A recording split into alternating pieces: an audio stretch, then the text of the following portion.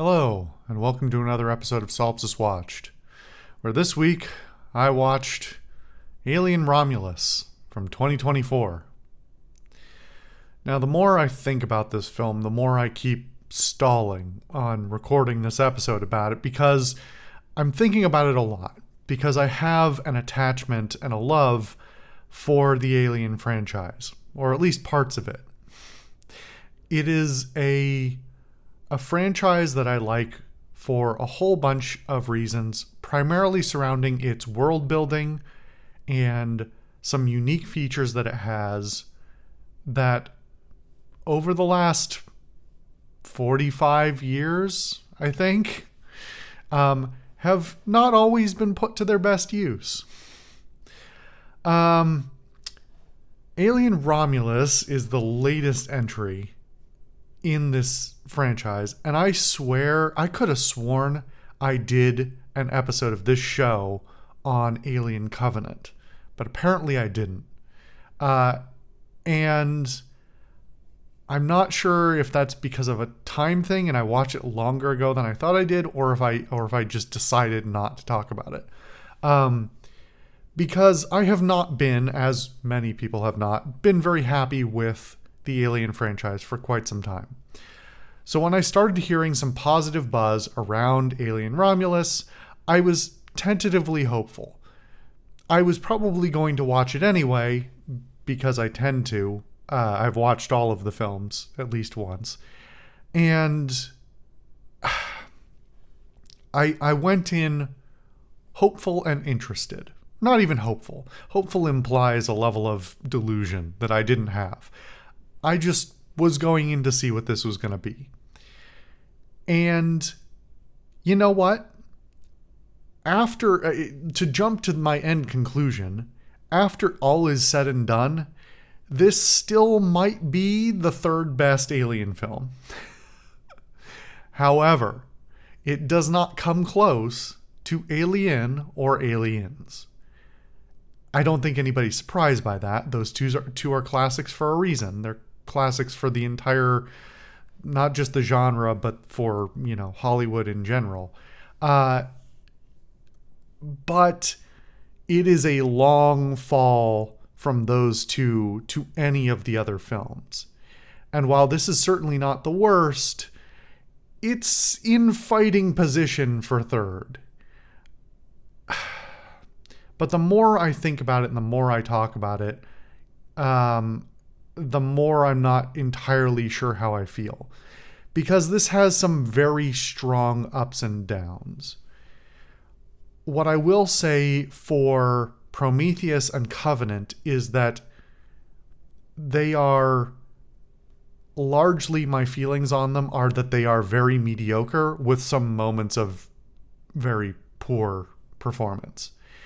This has higher highs and on occasion lower lows than both of those films, and I want to say as 3 and Resurrection as well. However, it's been ages. I've only ever watched 3 and Resurrection once.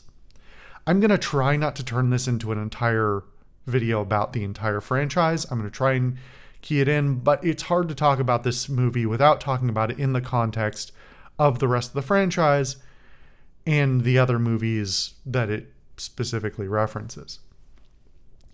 So let me talk first about the things that I can talk about without spoiling things, and while getting into more of the positives, because I think there's a lot of positives here.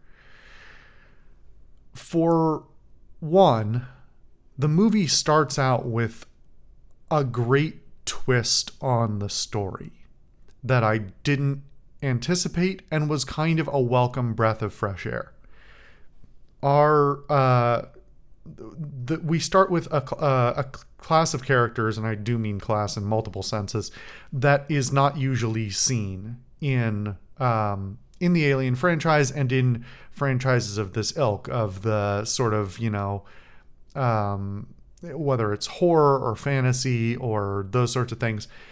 We are immediately looking at a bunch of young people who are of a low working class, basically indentured servants on a planet that they can't leave. this is a great setup for a whole bunch of reasons.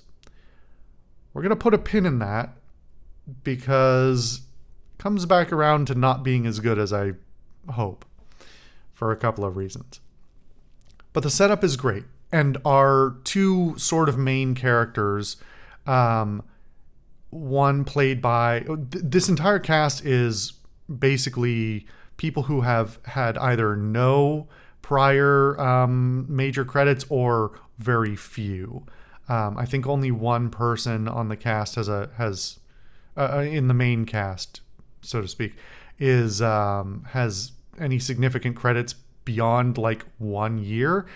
And our two sort of lead characters, that being Kaylee Spaney's character and David Johnson's character. David Johnson, okay, I'm burying the lead. David Johnson is amazing. His performance in this film makes it worth watching the entire film. He is not the sole thing holding this film up, but his performance is so exemplary in so many different facets that I will get into in a little bit, that I think he deserves awards and recognition for it. He also appears to be the person with the least credits to his name, like very incredibly minor roles in indie productions and then some theater stuff before this, which is not very well documented. So I am very hopeful to see him again in other things, because I think he puts on a fantastic performance throughout this entire film, beginning to end. Kaylee Spaney, who is our other sort of main character, and really arguably the main character, also puts on a very good performance. She is mostly hampered by the way her character is written and some elements of the plot and how it plays out. So there's a bunch of stuff there that I'm not going to account for her being her acting. It's about what the movie was that was given to her. So on the whole, I think the entire cast is very, very good, with one exception. And I just have to hit this early. The movie brings back a character. I'm going to do this non-spoilery. The movie brings back a character who is dead. As in, the person who played the actor who played the character is dead in real life and has been for a little bit. And it's terrible. I don't know why they did it. There is no reason to do it. And it looks bad. It's done with CGI, and it's not them. So don't do that. Just don't. I'll dig into all the reasons why later. I'm going to have a section at the end of this video, I think, where I do go full-ish spoilers. So I'll get there. But that's the only standout serious problem with the cast. We also have a different kind of setting than usual for at least the first little part of the movie, because they are, these indentured servants on a work planet, basically run by Weyland-Yutani. The setting there is kind of a fun difference. We get to see people on an actual planet. And that's not that hasn't shown up in any of the other Aliens films. Aliens and Alien 3. It's around, but it's not quite the same. Seeing a functional planet, a functional part of the universe, is a different and interesting aspect of a franchise that is often about isolation and about people of a high social class and education, or at least experience, living far away from anyone and anything out in the universe. So having this more grounded setting to start with was a welcome breath of fresh air as well. Okay, let me not get into the plot yet. We'll leave that for the end. stylistically, this has a lot of style, and I think it's generally done very well. This clearly took a lot of influences from prior movies, but also in particular, there are some notable elements that are pulled from Alien Isolation, the video game that came out some time ago now. It's older than I want to admit. And those are noticeable, and I think there are some very smart decisions that were made in terms of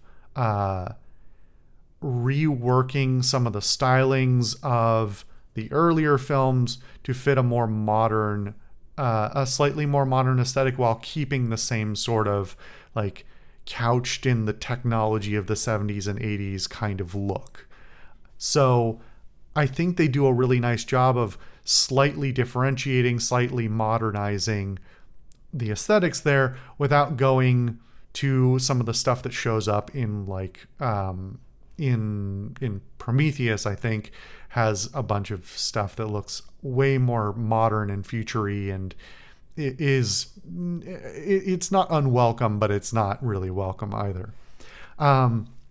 So as far as a nice setting that is consistent, or a nice aesthetics, good sets and costumes and things that are consistent with the aesthetic of the entire franchise, they do a really good job there. And as far as the production itself, there's a lot good that's going on here. Cinematography, I think, is generally quite good to excellent. There are some scenes in particular that or some shots and some scenes that I think are shot incredibly well. Like there's a couple of shots in particular that I'm really just wowed by, and are probably going to stick with me for a little while. There are also some really smart storytelling elements that are done with the cinematography, whether that's elements that are put into the scene for foreshadowing or for context, or just little pickup shots that are taken to give you additional depth of context, and even in particular some showing, not telling of character that I think is very welcome, especially in a franchise that is not always so much about character, and a genre that is not so much about character either. So there's a lot going on in the production there. This is written and directed by Fede Alvarez, who I understand has been pretty well. It has some credits to his name these days. I don't think I've seen anything that he's done. He was the writer and director for Don't Breathe and Don't Breathe 2, or he didn't direct Don't Breathe 2, and then did the remakes of Evil Dead and Texas Chainsaw Massacre, and then he has some other credits that I don't recognize. But he's not a novice to horror or to the various levels of Hollywood production. So well done there, and I think obviously credit to the cinematographers as well. I was trying to remember that, direction and cinematography is not always the same. It's usually not the same person. So both deserve credit there. So there are some really nice shots that are done throughout this film. Most of the issues that I have with the cinematography have more to do with post-production choices. I'll just come out and say, like, the CGI on the whole is at best passable and often kind of bad, which is an extra shame because, on a high note, the practical effects are fantastic. They are excellent. Some of the best I've seen in some time. Lots of use of miniatures, puppets, full body suits, various sizes of puppets as well. So anytime there are practical effects going on screen, I'm pretty happy because they look really good. And that's kind of what makes the contrast with the rough CGI so much worse, because the practical effects look so good. I don't think I can think of... There are very few shots in that film that couldn't be either omitted or changed or turned directly into practical effects that would have lost anything in the translation. There are some certain things like, obviously zero gravity stuff and those sorts of things that are a hallmark of the franchise that are a little hard to do without some additional post-production assistance. But they certainly could have used the CGI very sparingly and gotten almost all of the same effects. And obviously, I think, in my opinion, improve the movie overall, because you wouldn't have these kind of sloppy finishes on it. So on the whole, I think that's really well done. There's also pretty decent soundtrack. It doesn't really stick out to me, but that's probably for the best. And generally the editing and production, like the post-production stuff, the basic editing is done quite well. But I have to talk about the plot, and I'm going to talk about it first in a non-spoiler way, and then I need to dig into some of the details about why this bothers me so much. Because like I said at the beginning, this is still maybe probably a contender for third place in the franchise in terms of its quality. But I still don't think it's a particularly good film. I think it has a lot of good qualities. I don't think it's going to be super well remembered. And really, that's the biggest indictment that you can give, especially to a long-running franchise, is that the elements of it, or its overarching narrative, or its characters, are completely unmemorable. And I'm going to say my first and most obvious indictment is that I only remember one character's name, and that's Andy. Andy the android, played by David Johnson, because he's so good. He's so good in it. Sorry, that was a very minor spoiler. It's revealed right at the beginning of the film, but Andy is fantastic. He's so good throughout the film, and it made me attached to him, because when you have good acting and decent motivations and good character development right at the beginning, it attaches you to the characters. On the flip side of that, there were some signs early on, and only that deepened towards as we got further into the film, where this ragtag group of young people start to feel like there are little things that happen that in my head, I start going, hold on a second. Are these guys all going to sleepaway camp after this? Is this a slasher movie? Is this one of those, was I mistaken? And this switch up of the type of people who are heading the franchise film are being different. I thought it was a good choice, but actually it's just sleepaway camp in space. And it's not, but it's hard when you've, watched a certain amount of films, watched a certain amount of horror films, to not go, oh, well, I'm going to have assumptions anyway, And when those characters are initially given a bunch of characterization, but never really developed further, because the franchise as a whole doesn't really care as much about your specific attachments to characters, where I don't think it's a spoiler to say that basically this and every film that has for the last 30 years in this franchise, almost every character ends up alien fodder. Like, that's just how it goes. That's what the genre has become, and it is fed back and forth into the rest of horror as a genre, these are the very heavily established tropes of monster comes to hunt down the humans. The thing that really hurt or really sort of sent me towards that sort of sleepaway camp idea is because there is an element that has been decreasing it's been getting worse as the franchise has gone on. In Alien, the very first movie, you have a bunch of people who are generally have pretty good heads on their shoulders, but as a result of largely external factors, are put in situations where they can be hunted down. In every movie since then,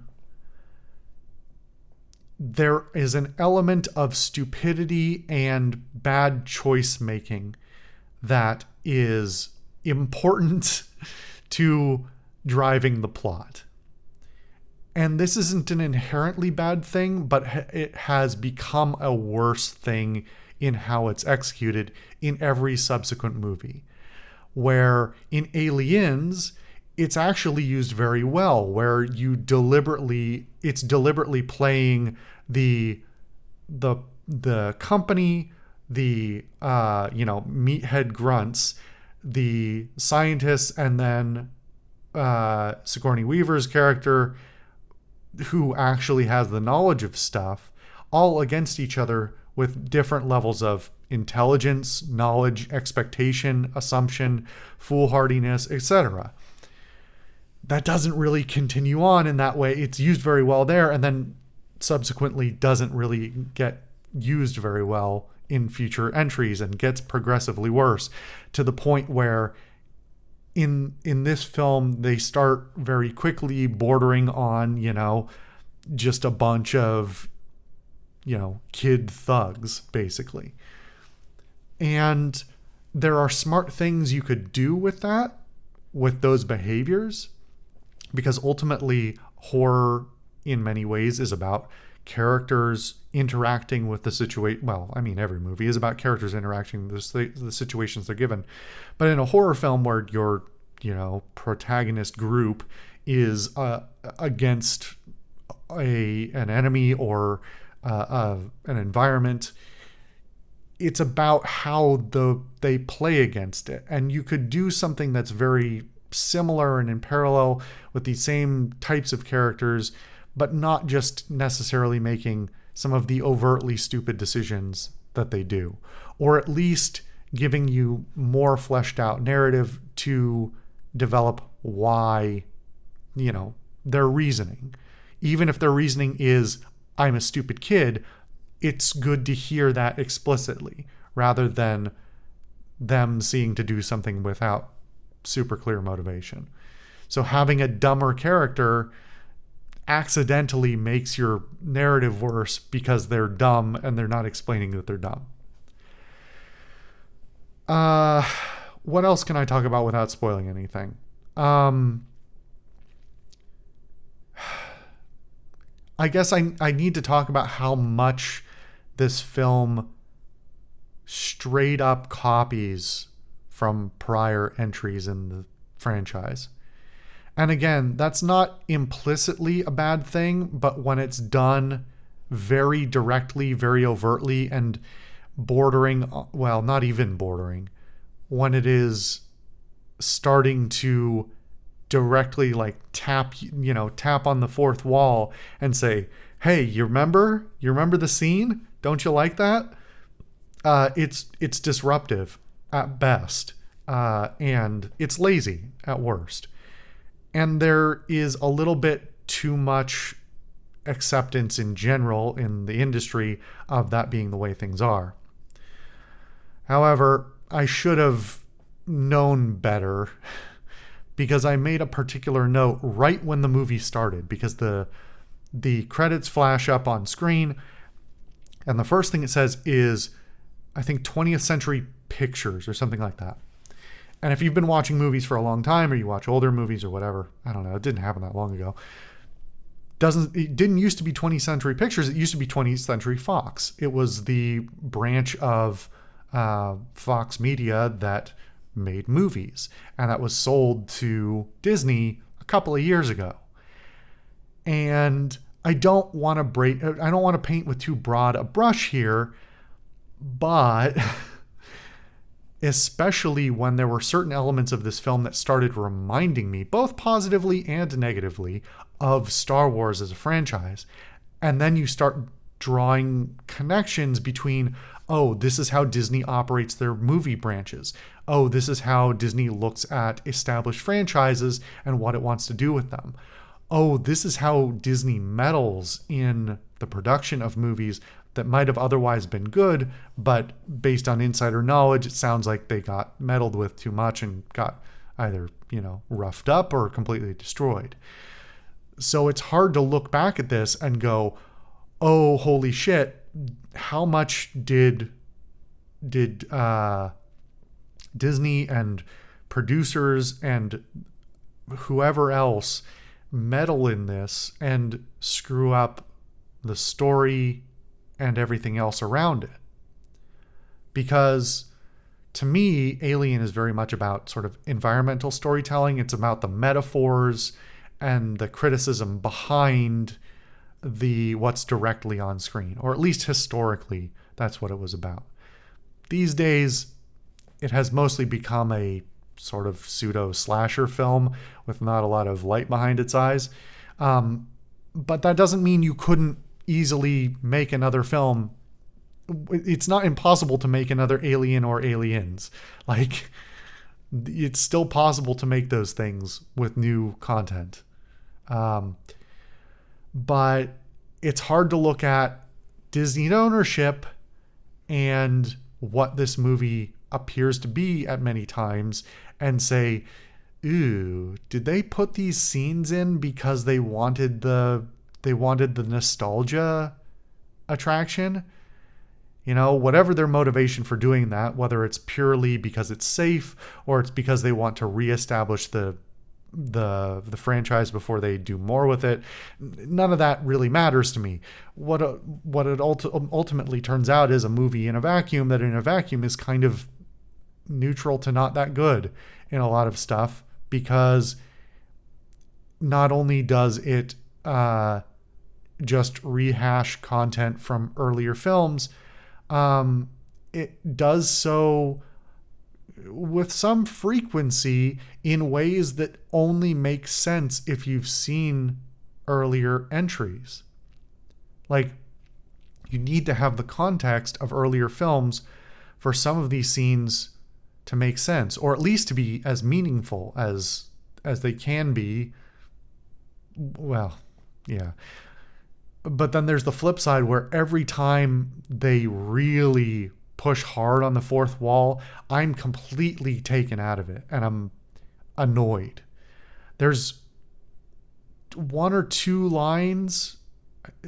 There's at least one. I think there's two, maybe even three lines that are ripped directly from previous movies that are in context.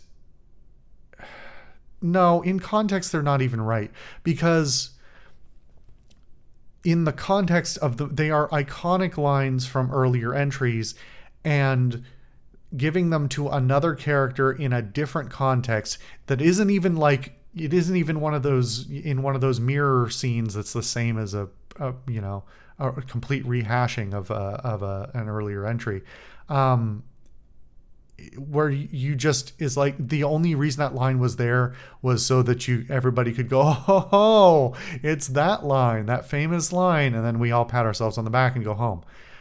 Except for those lines in the context of that are so powerful or memorable because of the context they existed in their earlier movies. So I'm pretty annoyed by that too, and it definitely knocked it down yet another peg. At this point, I think I've talked about pretty much everything I can without full-on spoilers. So I think this movie's still worth watching. I think it's still better than a lot of the other entries. I'm not giving it great accolades or anything, but it's not too bad. Its pacing is pretty decent as well. It's not too bad for being 2 hours. So you could certainly do worse. Honestly, I would still say just go rewatch Alien and Aliens, because they're just really good films, and this one's kind of mediocre. But if you're really wanting to see something good, or if you're really wanting to see something that's new, this is the best, one of the better options within the franchise. Okay, so at this point, man, we're 30 minutes in.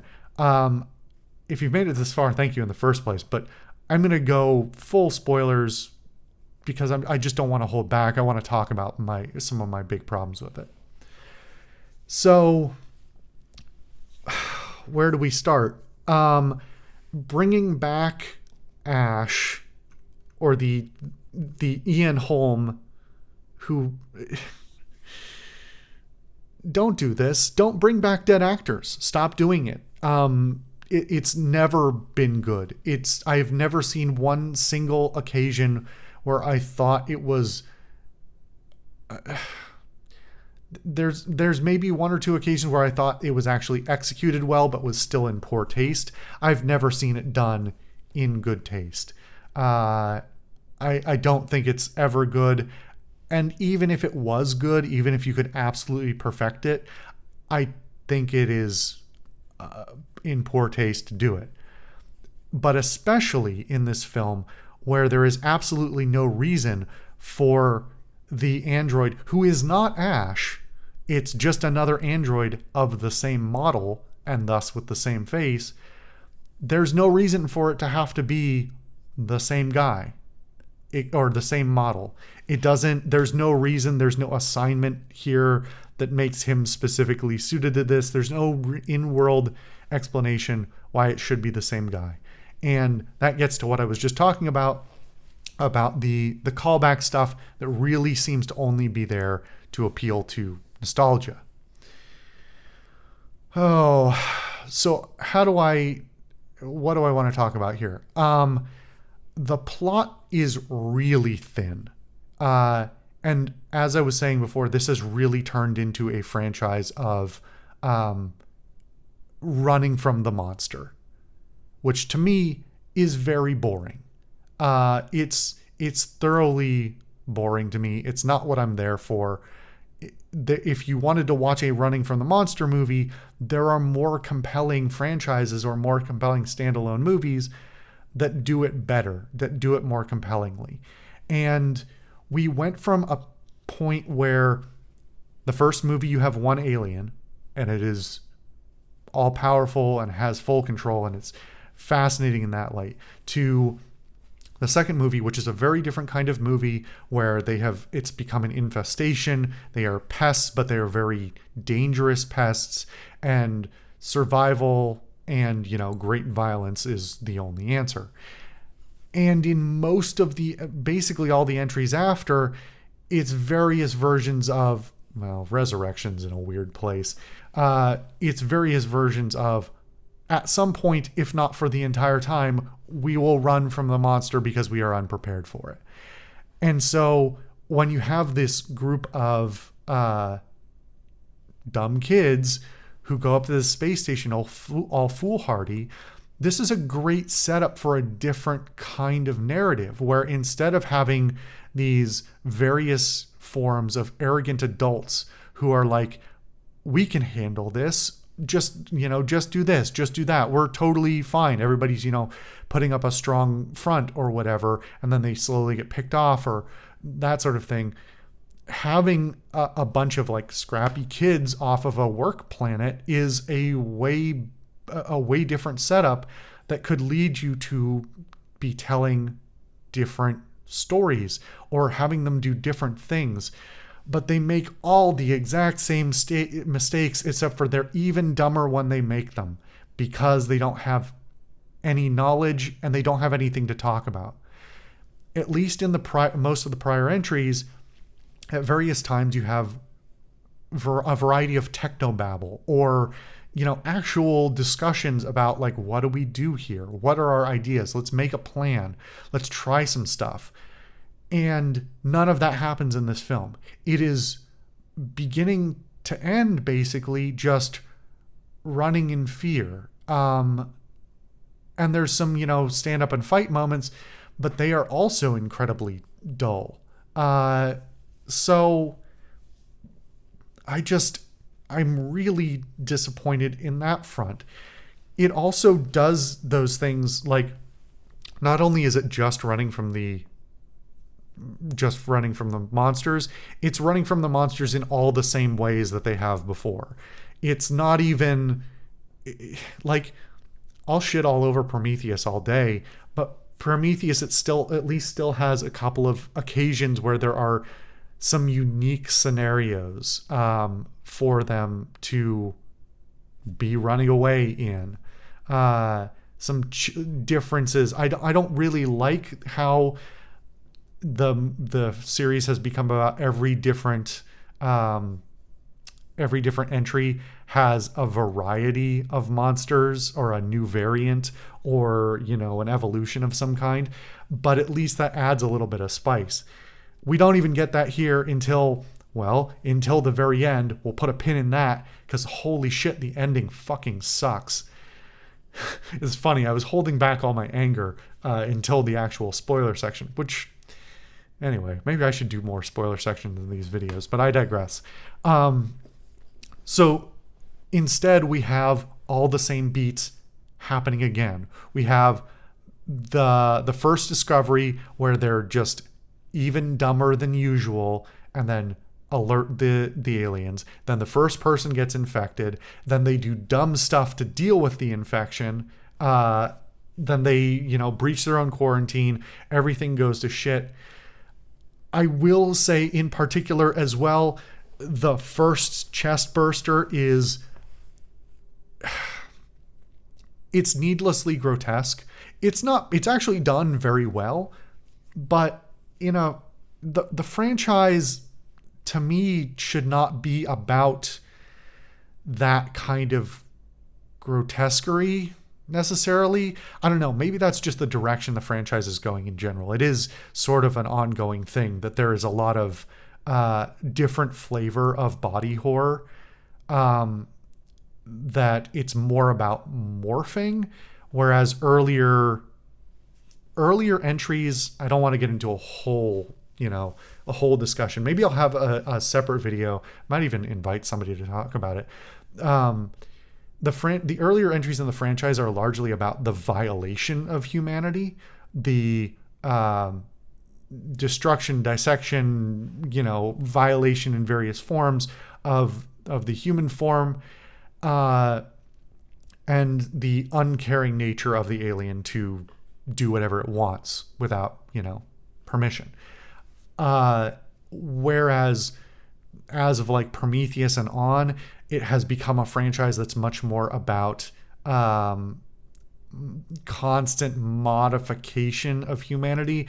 And while I don't inherently dislike that, it leads to a certain flavor of body horror that I think is only there for shock value. It's not interesting.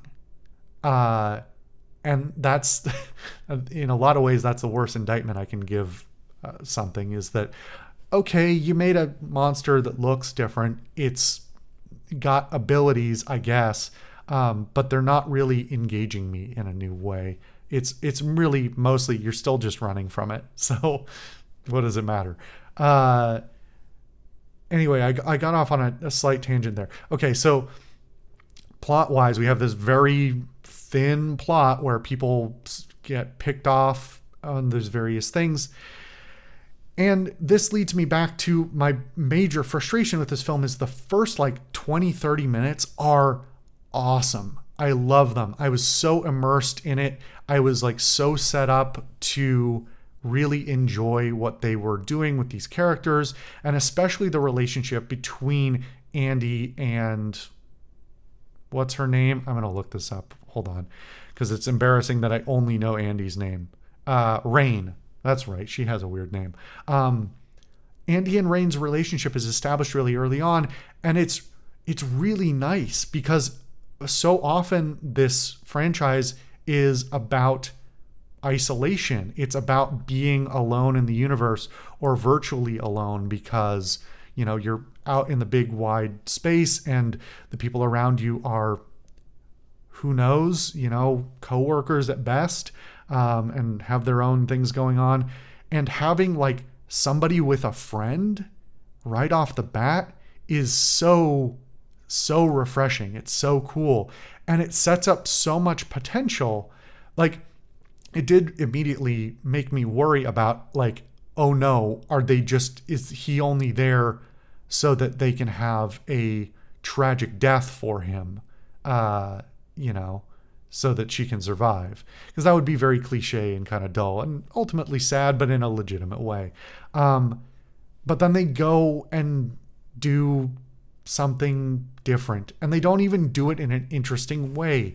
Instead of, he's set up as this very compelling character who's very sort of meek, and he's like labeled as broken because he's an android and he's being reprogrammed.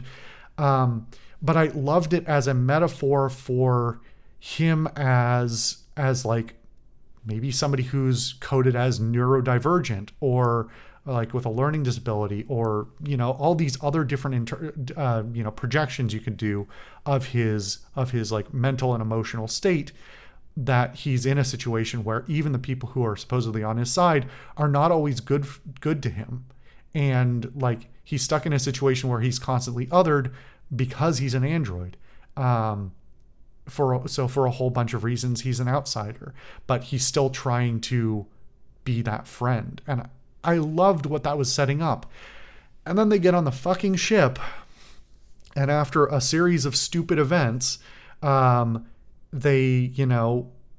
pull out the AI module and slap it in him, and suddenly he becomes completely competent and basically not the same character anymore. And absolute credit to David Johnson for his portrayal, because the only saving grace there is that, well, one, I mean, David Johnson does an incredible job of swapping between these two versions of his character, basically. That there's this person who moves and acts and talks completely differently from the person that he was, you know, just before. But because of the actor, he also has, like, credit where it's due, whether it was intentional or just implicit in his acting. He maintains this face the entire time of, even when he like seems to lose that humanity that he had at the beginning, he still has this, he more or less keeps this appearance of, and a little bit of affect in his voice as well, of feeling like he's Andy's still in there, like he's still trying to be who he was programmed to be the protector for Rain, to be her brother. And I think that's fantastic from the actor's perspective, but it makes him then the driver of the plot. And that makes it even more boring, because rather than being a plot about, we got in over our heads and now we're all running away, and maybe Rain is the only one who's kind of rational, and Andy is doing his best to keep along with her, and also maybe he'll pipe in and, you know, contribute in some unique ways that nobody else is able to. Instead, he's just in a 1-2 punch, this deep faked Ian Holm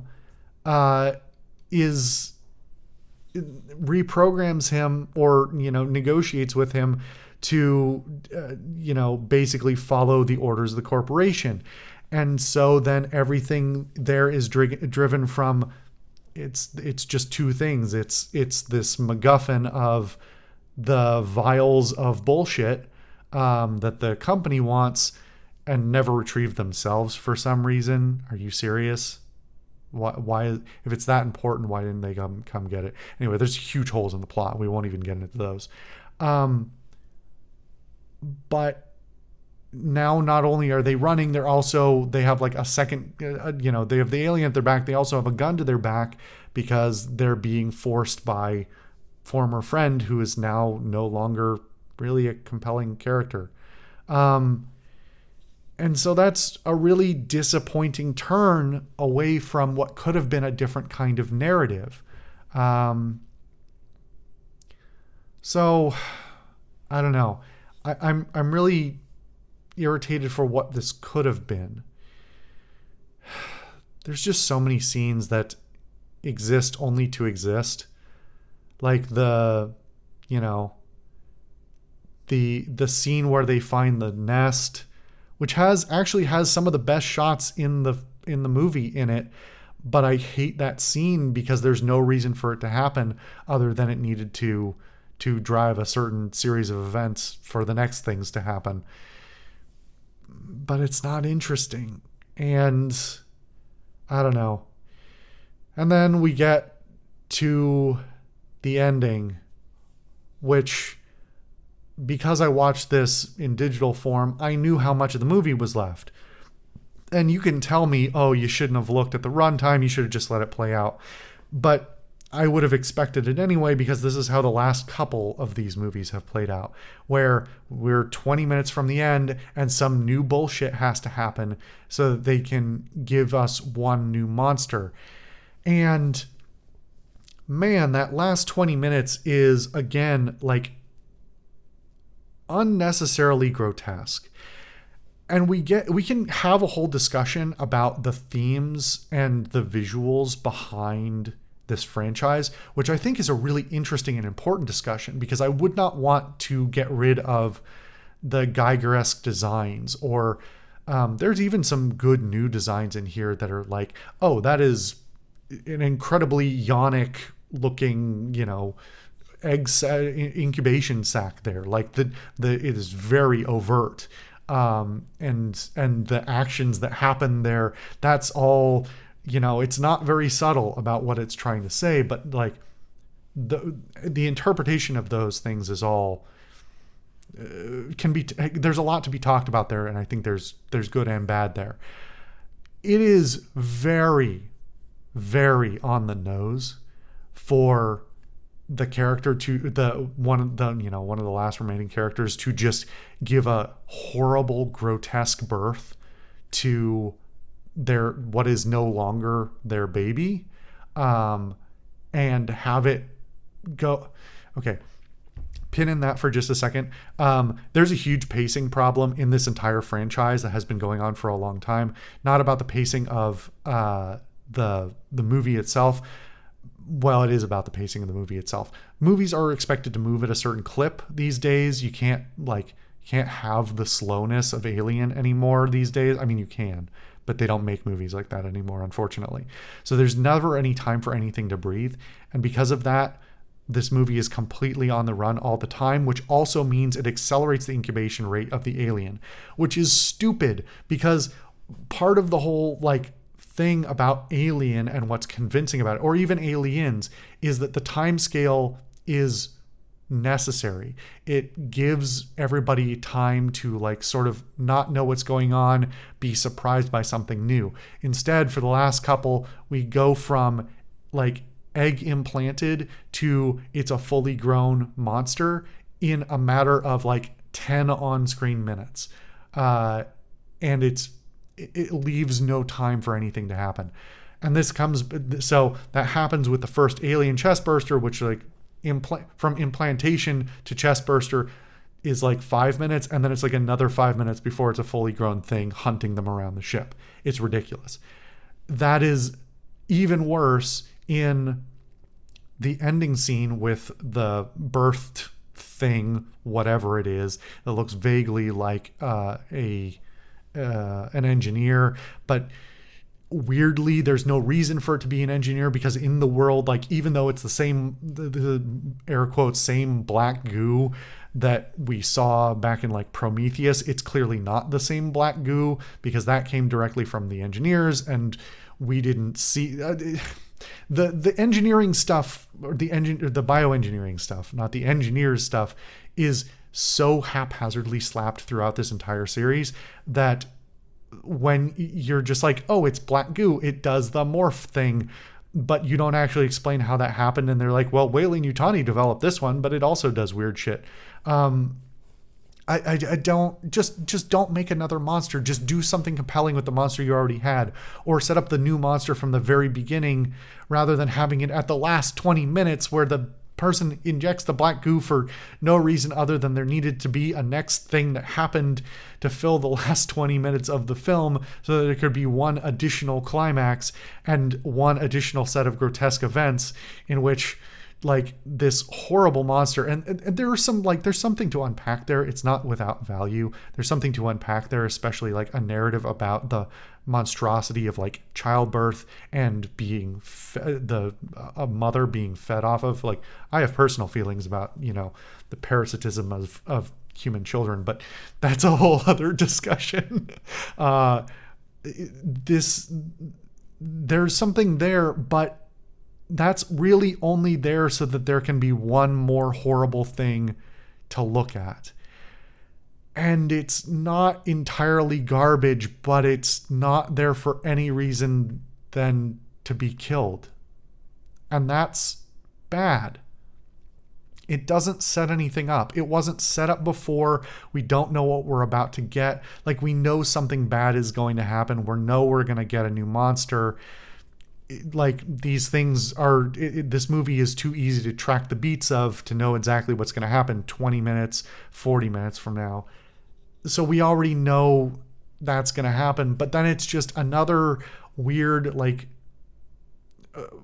David and Goliath fight where our human hero who has survived the end is going to have one last encounter with one extra horrible thing, and they're still going to win somehow for some reason, but in a way that makes their future prospects seem, not so great. Anyway, that gangly white monster thing that's 12 feet tall 3 minutes after it's birthed, I don't like it. I think it's cheap. If nothing else, it's just cheap and dumb. The ending just really...